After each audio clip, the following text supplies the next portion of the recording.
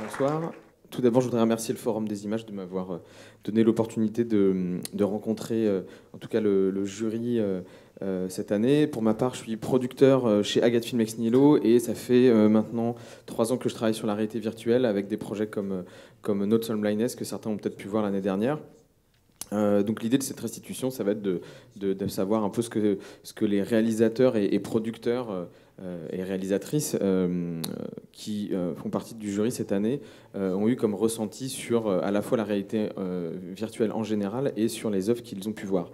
Donc je commencerai au bout avec Rachel Lang, qui est réalisatrice et qui a signé Baden-Baden, sélectionnée à Berlin en 2016. Josa Njembe, prix Talentcourt 2016 et réalisatrice du long métrage Le bleu, blanc, rouge de mes cheveux. C'est bien ça? Pardon? T'as un court métrage, je crois que c'était un long. Bon.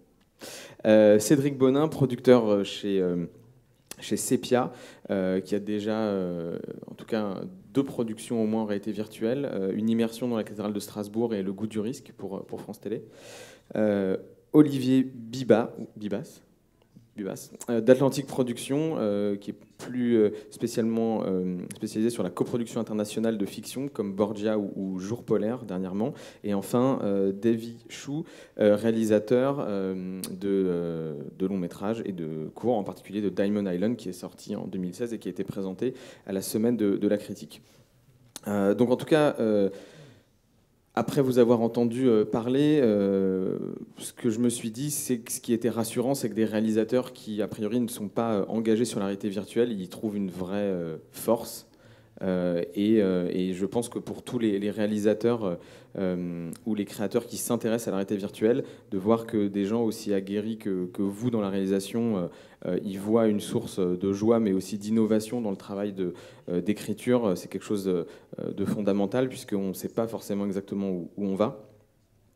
Et donc, pour commencer, je voudrais passer la parole à Davy. Pendant la restitution, tu as parlé du pacte de confiance entre le réalisateur de l'œuvre et le spectateur, notion qui existe aussi dans le cinéma traditionnel, mais pour toi, pourquoi quelque chose de supplémentaire se pose en réalité virtuelle? Déjà, je veux dire que c'était pour moi une grande chance de participer au jury. J'avais jamais vraiment eu l'expérience de voir des films en VR auparavant. J'ai eu 2 expériences, mais c'était plutôt un film touristique en Thaïlande et un clip. C'était déjà un premier rapport, mais j'étais très intéressé et très curieux de voir qu'est-ce qu'on pouvait faire en forme fictionnelle, que ce soit animation, fiction et même documentaire. Donc ça a été une grande découverte. On a passé 2 jours à regarder les films de la compète. Et moi, ça m'a beaucoup ouvert les yeux parce que je m'étais posé la question de la VR. J'avais lu pas mal d'articles, mais tant que tu l'as pas vraiment vu, expérimenté les films, je pense que je m'étais pas du tout, j'avais pas du tout libéré mon cerveau par rapport à ce qui était possible de faire en termes narratifs, et surtout en termes de réception de la personne qui regarde, du spectateur et de l'expérience, quoi. Et le pacte de confiance, c'est plutôt qu'il y a sur certains films, ceux qui m'ont sans doute le plus séduit ou qui ont le plus titillé mon imagination et mon plaisir de spectateur, c'était ceux où tout d'un coup j'ai vraiment eu l'impression de rentrer dans une autre réalité et il fallait que j'enlève parfois le casque audio pour vérifier que c'était idiot, mais je l'ai vraiment fait plusieurs fois pour bien vérifier que j'étais toujours dans la salle. Ça paraît idiot, mais en tout cas c'est quelque chose qui existe absolument jamais, en tout cas pour moi, dans une salle de cinéma classique, où la distance avec l'écran et les 2 dimensions de l'écran fait que je sais que je suis un spectateur et je peux me laisser m'abandonner avec le film, mais j'aurai jamais l'illusion d'être à l'intérieur du film. Et là, la VR, je dis pas que c'est que ça, mais en tout cas, sans doute ce qui m'a le plus séduit, c'est les moments où, à un moment, mon cerveau a dû imprimer l'information, où faisait plus justement la différence entre le film et la réalité. Et j'ai adoré l'expérience aussi de me laisser aller à croire que les visages que je voyais étaient réels et que voilà, et les regards caméra, par exemple, dont on dit par exemple que c'est souvent l'interdit dans le cinéma classique, même si on peut le braver.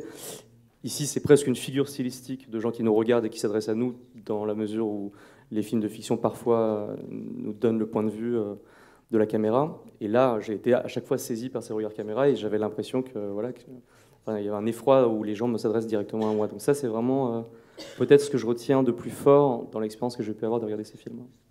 Et, Rachel et Josa, sur cette question du quatrième mur qui serait aboli par la VR, c'est-à-dire le fait d'être au sein même de l'histoire et de plus avoir ce sentiment d'être spectateur. Est-ce que pour vous c'est quelque chose que vous avez ressenti de manière aussi, aussi forte, et est-ce que vous pensez que ça va impacter la manière dont vous allez écrire d'autres histoires par la suite?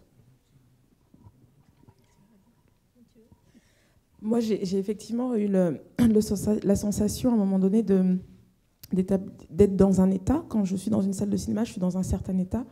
Et là, c'était un état que je ne connaissais pas. Je ne sais pas comment le définir vraiment, parce qu'il y a eu des moments où, vertigineux, où j'ai eu l'impression, je savais que j'étais sur une chaise, je savais que j'étais au forum, et j'ai eu la sensation de tomber en voyant certains films, ou d'être transportée, ou même de voler. Il y a un moment donné, il y a un film, j'ai la sensation de voler.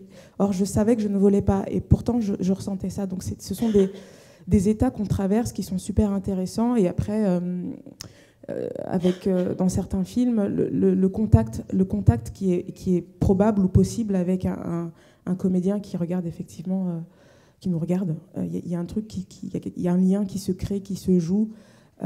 Et il y a eu pour moi parfois comme une lutte. Enfin, il y a ce moment où il a fallu que j'abandonne l'idée que je pouvais entrer en contact avec des personnages. Et puis à un moment donné, quand j'ai abandonné ça, je me suis complètement prise au jeu. Mais c'est vrai ça déstabilise en tout cas. Mais bien, c'est une bonne nouvelle plutôt. Sur cet exemple que tu donnes, c'est des projets sur lesquels tu aurais voulu être encore plus en immersion, et ce n'était pas possible parce que c'était de la vidéo 360, par exemple? Est-ce que c'est quelque chose que tu aurais voulu aller encore plus loin, ou en fait tu luttais parce que le regard t'était imposé? Non, je luttais parce que c'est moi. Parce que le cinéma, enfin, je viens du cinéma classique, et que c'est vrai que moi, pour le coup, c'était la toute première fois que j'avais affaire à de la réalité virtuelle. Et donc, il y a un temps d'adaptation. Je parlais tout à l'heure, je disais que pour moi, c'était un petit peu comme les athlètes qui font du décathlon ou du triathlon et qui passent d'un univers à un autre, dans l'eau, dans l'espace, sur un vélo. Et le corps, il se transforme, le corps va puiser d'autres énergies pour s'adapter, etc. Et donc, c'était un peu ça que ça a eu comme effet sur moi. Rachel? Oui, mais ce qu'on se disait aussi par rapport à l'impact, en tant que réalisateur et scénariste, nous on écrit des choses et on cherche à donner une place au spectateur qui est celle qu'on va essayer de choisir, quoi, soit de chercher. Moi, j'aime bien essayer de donner de la liberté au maximum à mon spectateur en le laissant naviguer, en essayant qu'il comprenne tout seul des choses, etc. Et là, c'est vrai qu'on s'est posé la question quelquefois de à quel point est-ce qu'on peut avoir une liberté quelconque et être actif comme spectateur quand, dans certains dispositifs, tout à coup, on nous dit c'est comme ça, c'est ça la vérité, et en plus, on n'a pas moyen d'avoir la distance avec l'écran pour en sortir, pour questionner le point de vue du réalisateur et pour dire en fait peut-être pas. Et du coup ça peut être génial comme super problématique, et c'est le début de la question, du tour de table, c'était la question éthique de comment est-ce qu'on on décide de plonger quelqu'un sans outils du tout dans un univers duquel il ne va pas sortir. Ou bien il en sortira après, il se posera les questions après sur ce qu'il a vu, ce qu'il a vécu, ce qu'on lui a dit.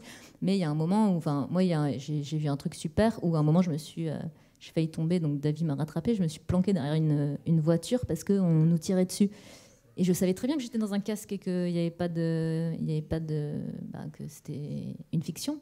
Mais du coup, quand on est à distance du cinéma, on vit les choses autrement. Et je trouve que c'est plus difficile en tant que réalisateur de se dire, ok, je vais être légitime à mettre quelqu'un à ce point dans une autre réalité sans lui laisser de marge de mouvement. Voilà. En effet, dans les discussions du jury, il y a eu un assez long moment de discussion sur la morale, où Olivier a rappelé la citation de Godard: le travelling est aussi une affaire de morale. Olivier, est-ce que tu penses que en tant que producteur, ou en tout cas pour les réalisateurs, il y a une responsabilité supplémentaire dans la réalité virtuelle qu'il n'y aurait pas dans le cinéma ou dans d'autres formes de création audiovisuelle? Écoute, je n'ai pas de réponse vraiment toute faite sur le sujet. Ce qui est En fait, le pacte de croyance, moi, il est peut-être un petit peu différent. Moi, j'ai l'impression, en fait, quand on est déjà dans une salle de cinéma et qu'on est en 2D et qu'on est immergé dans une salle qui est noire, déjà, le réalisateur a le choix, entre guillemets, du point de vue. Et in fine, je ne vois pas une très, très grosse différence entre la virtualité, qui est peut-être une étape supplémentaire. Mais in fine, dans tous les cas, il y a toujours un point de vue qui est donné par un réalisateur sur quelque chose. Et je ne pense pas qu'il y ait une telle différence. En tout cas, moi, je ne l'ai pas ressenti comme tel, évidemment. Un procédé immersif fait que dans tous les cas, on est beaucoup plus plongé dans ce qui nous arrive. Mais je ne suis pas certain qu'en fait, ça change fondamentalement d'un film en tant que tel, ou dans tous les cas, le choix du réalisateur est toujours là. Moi, j'avais très peur en regardant de la réalité virtuelle. Ce qui me faisait peur, c'était qu'on était en 360 et j'avais peur qu'il n'y ait plus de point de vue. Voilà, moi, c'est ce qui me faisait peur, si tu veux, au tout début. J'avais l'impression d'être complètement affranchi, et en l'occurrence, non. Finalement, très très vite, quand on regarde toutes ces expériences, il y a à chaque fois un point de vue, puisqu'on nous emmène quelque part. Donc je garde finalement une idée quand même très, très forte du cinéma, tu vois, à l'origine, et après qui conduit une narration qui est plus ou moins réussie. Mais j'ai pas en tout cas ressenti très très fortement une difficulté morale, en tout cas, ou en tout cas une responsabilité morale plus forte dans la mesure où j'étais dans la VR. Je comprends effectivement qu'il y a un statut immersif qui soit plus important. J'ai pas l'impression qu'il soit si différent de celui du cinéma.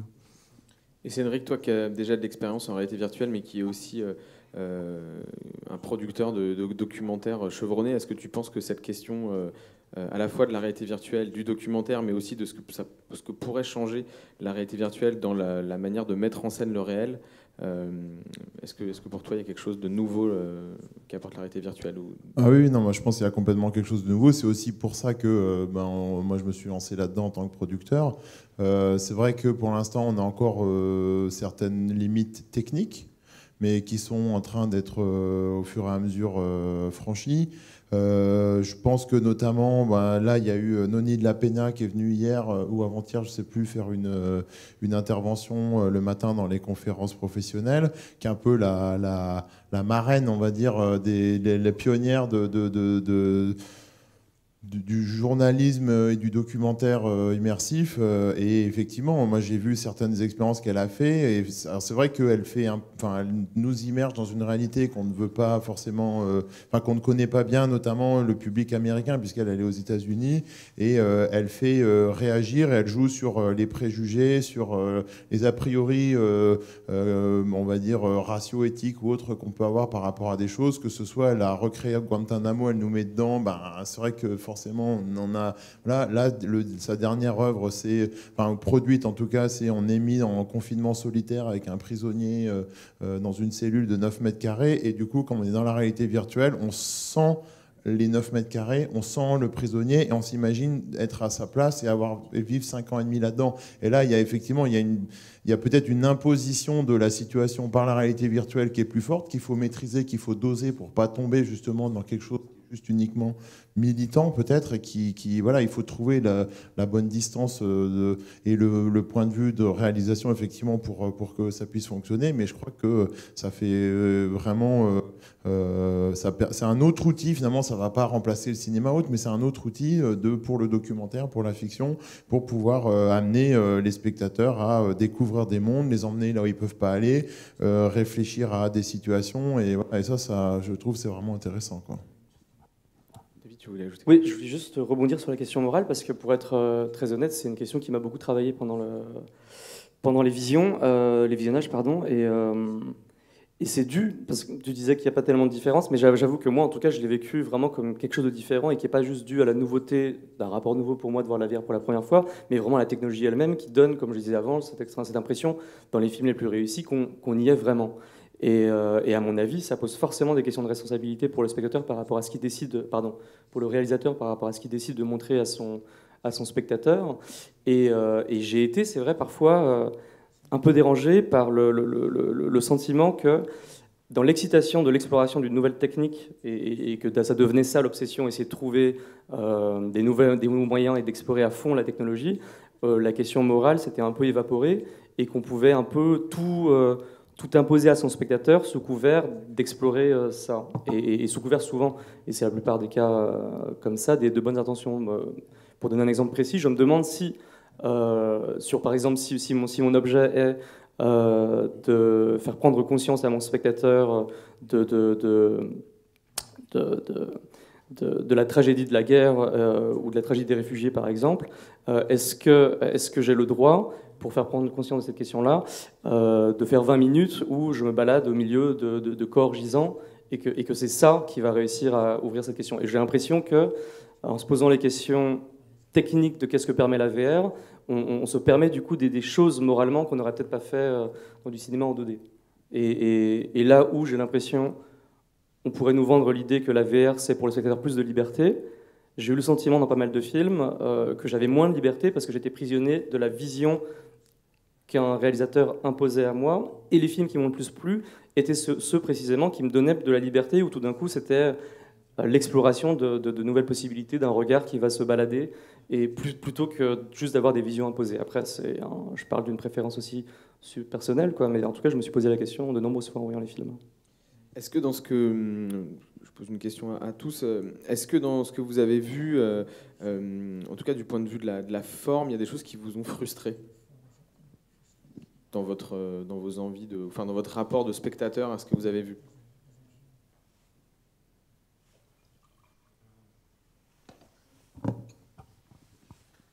En tout cas, sur la forme, moi sur le fond, je trouve en tout cas qu'aujourd'hui, déjà merci beaucoup au Forum des Images de nous avoir accueillis. C'était vraiment formidable de pouvoir voir ces 20, je crois qu'on a une vingtaine de films. C'était quand même très très stimulant.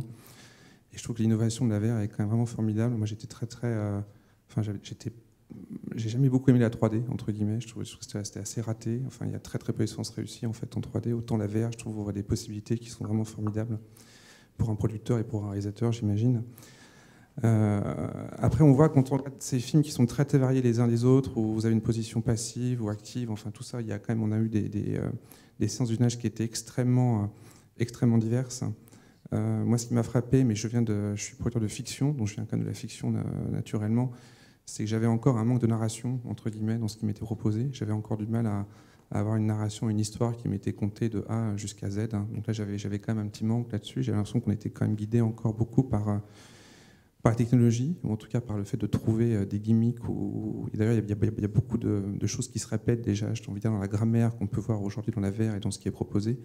Mais je trouve qu'il manque encore un vrai art du storytelling, comme on dirait chez nous. En tout cas, c'est un peu ce qui m'a frustré aujourd'hui. Voilà. Je te rejoins complètement dans le sens où il y a eu des films... en fait, la question que je me posais, c'est est-ce que le réalisateur décide de faire un film parce qu'il veut faire de la VR et du coup son propos passe au second plan, ou est-ce que c'est l'inverse? C'est-à-dire que dans quel sens on pense ça? Et du coup, il y a eu des moments où j'étais pas frustrée, mais j'étais plutôt contrainte parce que ce qui était proposé sur la forme n'était pas super excitant, je vais être honnête. Et après, à côté de ça, il y avait un discours qui était très très fort, qui était très prenant, qui était engageant, qui était militant. Et du coup, j'ai trouvé qu'il y avait un fossé entre ce qui était proposé, la place de la VR dans le discours, ou en tout cas dans la restitution de ce qui nous est donné à entendre. Et je me suis vraiment posé cette question-là. Et après, effectivement, il y a eu d'autres films où on parle de dramaturgie. Il y a de la dramaturgie avec tout ce que nous...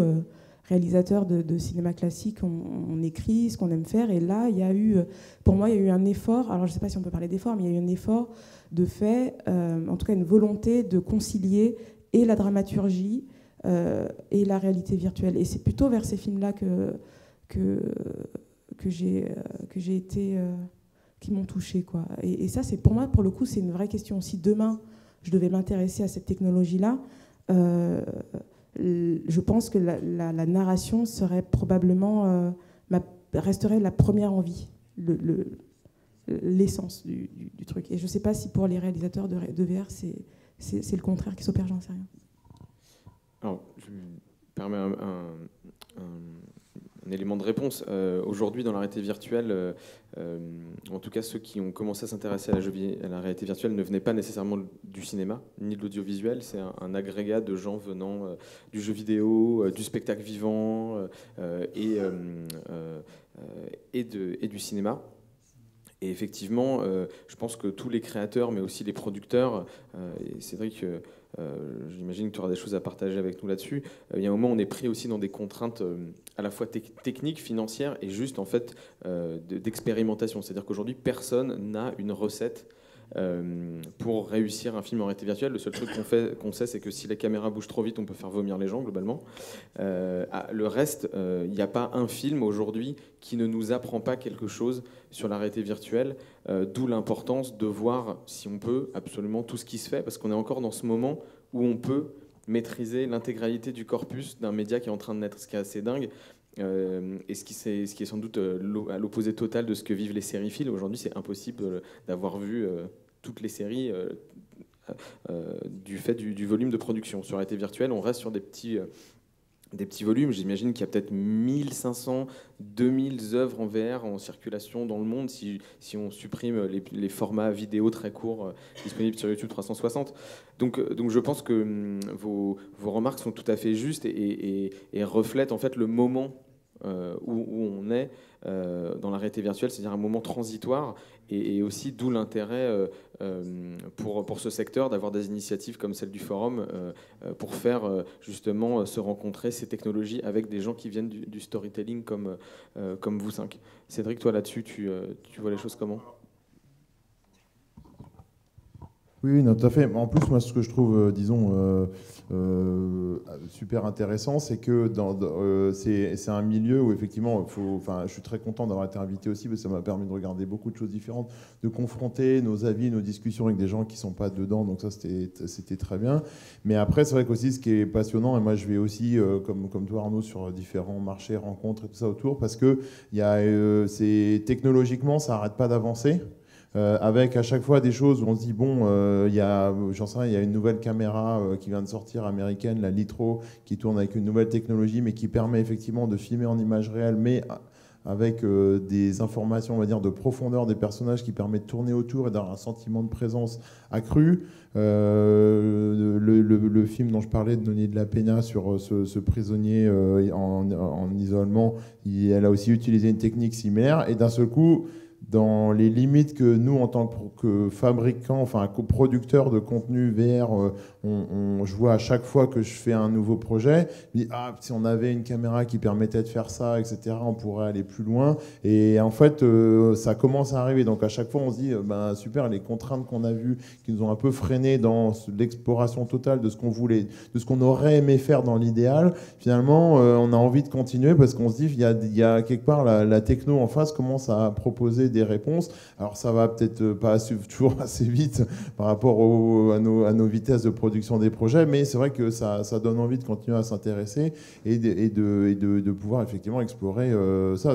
L'essentiel, c'est effectivement d'essayer de privilégier au maximum l'immersion. Il y a toujours plein de petites limites techniques qui font un peu sortir de l'immersion, et c'est tout ce qu'on est en train de rechercher pour ensuite se concentrer effectivement essentiellement sur l'histoire, la narration, le storytelling, la dramaturgie, faire en sorte qu'on s'affranchisse des problématiques techniques pour vraiment rentrer dans cette phase-là. Donc on n'y est encore pas tout à fait, mais on y arrive progressivement, et du coup c'est tout à fait passionnant, c'est vrai. Et en plus on peut inventer plein d'histoires, on peut inventer plein de situations, on peut inventer des modes de narration, le son d'un seul coup redevient un élément.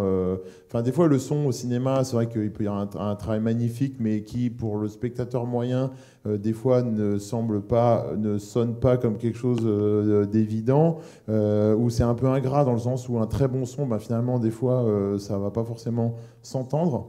Là, en réalité virtuelle, le son peut appeler le spectateur à se retourner, à jouer sur une ambiance, une pression, enfin plein de choses. Et du coup, le travail sur le son est presque reprend une place plus importante à l'intérieur de la réalité virtuelle, ce qui est aussi vachement intéressant. On parlait aussi sur un des projets, même le décor, le travail sur tout ça. Enfin, d'un seul coup, si jamais on a la possibilité de regarder partout, tout devient passionnant à regarder. Et c'est vrai que si on n'a pas travaillé tout dans moindre détail, d'un seul coup, l'expérience est moins bonne. Donc ça réouvre aussi des possibilités de réinventer ou que chaque métier finalement du cinéma se réinvente. Et ça, je trouve ça super, quoi. David, tu partages cet avis sur... Absolument. Moi, je trouve que ce qui m'a beaucoup stimulé aussi, c'était les pures questions de mise en scène et comment chaque film posait des problèmes de mise en scène ou essayait de résoudre des problèmes de mise en scène avec des solutions différentes. Et que oui, forcément, là, je me suis à chaque fois posé la question de la coupe, par exemple. Qu'est-ce qu'on fait de la coupe dans un film VR? Et je comprends que il y a déjà des solutions qui sont proposées. Soit le film est un un plan séquence du début à la fin. Souvent, les films en animation vont nous amener comme ça, il y en a eu plusieurs, nous guider dans un monde et jusqu'à la fin. Soit c'est une série de plans séquences entrecoupés et il faut trouver quelque chose narrativement qui marche. Par exemple, pour le film Miyubi, où c'est 40 minutes avec, je sais pas, peut-être 10 plans séquences, et à chaque fois le robot, parce qu'on est un robot japonais dans une famille américaine des années 80, le robot perd ses batteries, et donc du coup c'est un plan noir, et on repart ensuite, ellipse, sur un autre plan séquence. Et puis il y avait des films particulièrement inventifs, je pense, au niveau du point de vue, qui variaient les points de vue, qui passaient de point de vue objectif à tout d'un coup point de vue subjectif. C'était le cas d'un des films, par exemple, et c'était hyper intéressant pour moi de voir ça, et de voir comment de fait je comprends. J'imagine que, parce qu'à chaque coupe est une espèce de désorientation des sens pour le spectateur, la plupart des films essayent d'éviter de trop couper, sinon, comme tu disais, on va se mettre à avoir la nausée.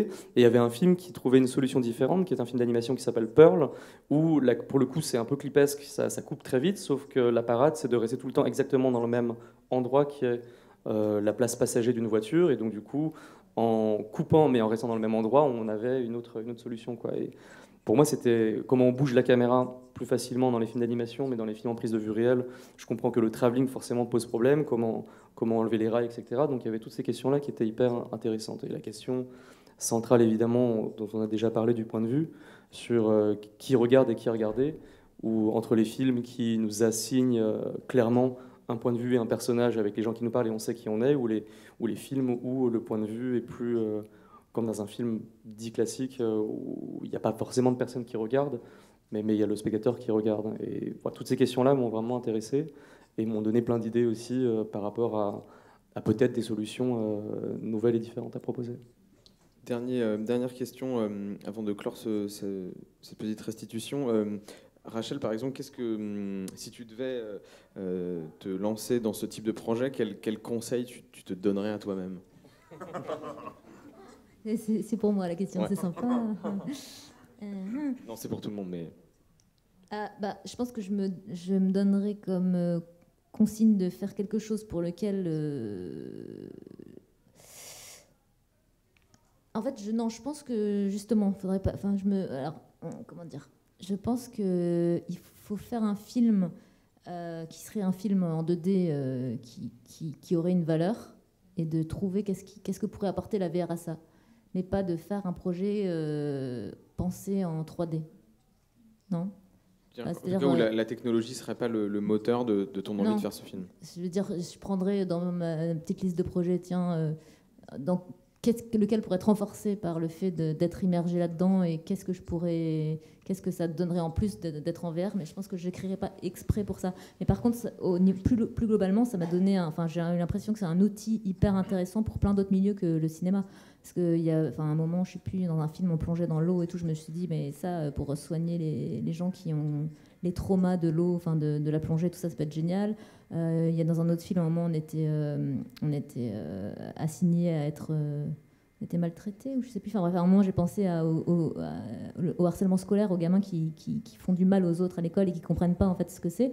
Le traitement de l'empathie, tout ça, d'être à un moment la personne qui se fait crécher dessus ou quoi, ou dans un sens ou dans l'autre, mais comme outil, en fait, voilà.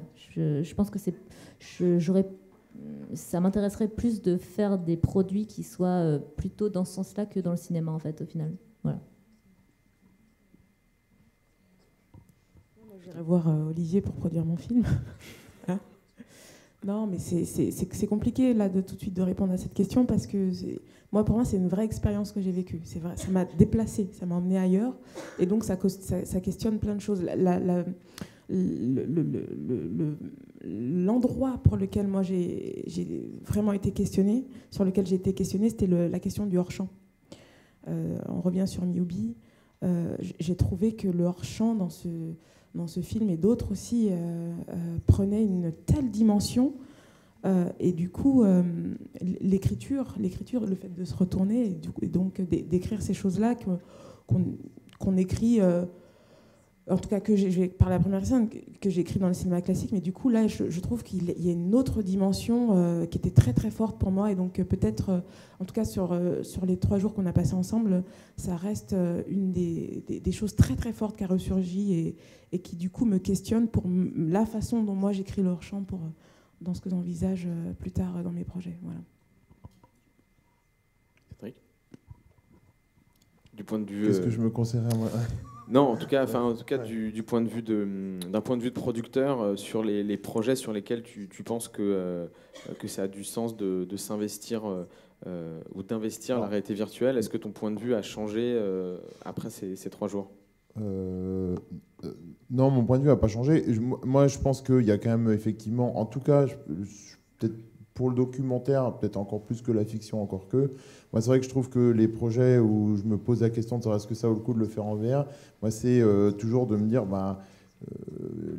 il faut réussir à promettre. Enfin, la promesse au spectateur ou à celui qui va regarder, c'est de l'emmener là où il peut pas aller et du coup le fait d'être effectivement, comme tu le disais, déplacé à cet endroit-là, ça peut le faire réfléchir, ça peut l'émouvoir, ça peut le voilà. Et c'est ça que j'essaye de me poser comme question avant de lancer un nouveau projet. Là où moi, effectivement, ça, je suis producteur de documentaires et pas de fiction ou pas d'animation pour la télé ou pour le cinéma. Là, je trouve que le fait d'avoir vu beaucoup de fiction ici, ça me fait quand même, ça m'a fait pas mal travailler. Et c'est vrai que j'aurais envie de travailler autour de peut-être la fiction, l'animation ou autre, mais de développer des projets là-dedans en VR, parce que voilà, je sais pas, ça donnerait un autre challenge, ça donne d'autres possibilités. Du coup, ça remet en cause un peu des choses, et je trouve que ça m'intéresse. Donc pour moi, c'était de ce point de vue-là un enseignement. Après, c'est pas facile, hein, effectivement, et